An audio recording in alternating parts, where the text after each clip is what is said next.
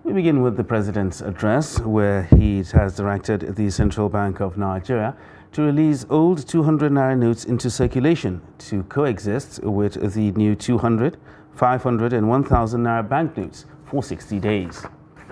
The President announced this in a national broadcast on Thursday morning. The President sympathized with Nigerians over the hardship experienced because of the Naira redesign policy.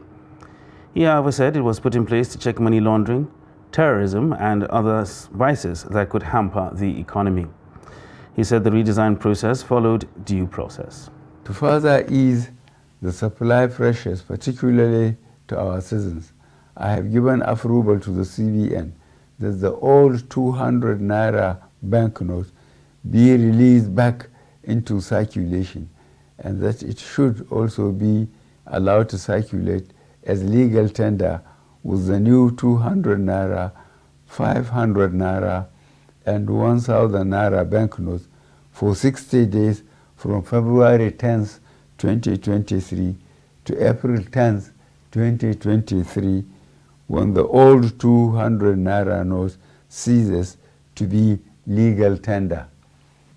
In line with Section 20, subsection 3 of the CBN Act 2007, all existing old 1,000 Naira and 500 Naira notes remain redeemable at CBN and designated points. Let me assure Nigerians that our administration will continue to assess the implementation with a view to ensuring that Nigerians are not unnecessarily burdened. In this regard, the CBN shall ensure that new notes become more available and accessible to our citizens through the banks. I wish to once more appeal for your understanding till we overcome this difficult transient phase within the shortest possible time. Earlier, we spoke to Al-Zubair Abubakar, Esquire, a legal practitioner, who sheds more light on the President's directive as it relates to the Supreme Court order. What happened yesterday at the Supreme Court is that when the matter was adjourned, it was adjourned so that the issues raised in that case could be heard. Unfortunately, two issues tell it.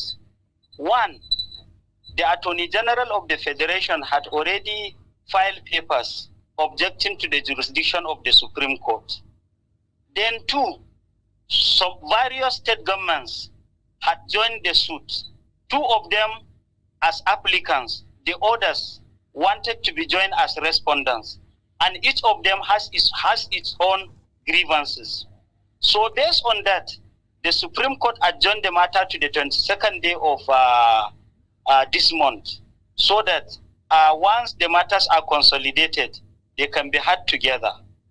When the Supreme Court adjourned, one of the parties raised the issue as to the timeline granted by the Supreme Court. And the Supreme Court was clear when it made the statement that there was no need to elongate because the order was still subsisting.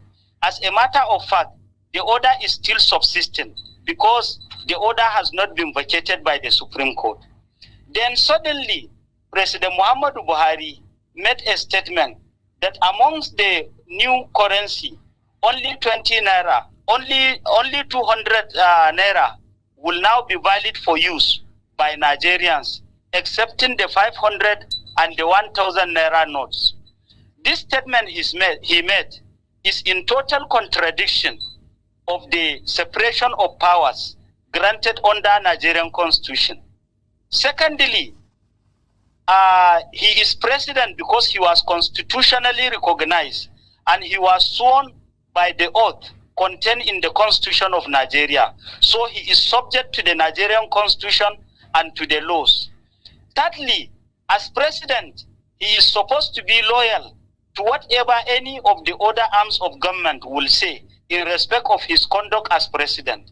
But President Muhammadu Buhari was reckless. He made the statement that this is what the federal government will do against the order of the court. In terms of supremacy, once there's an issue which pertains to the interpretation of the law or the constitution, it is vested in the judiciary. And once the judiciary has made that interpretation, or in the interim has made any order, none of the other arms of government should be able to contravene it. My own view is that President Muhammadu Buhari has contravened the position of the Supreme Court of Nigeria.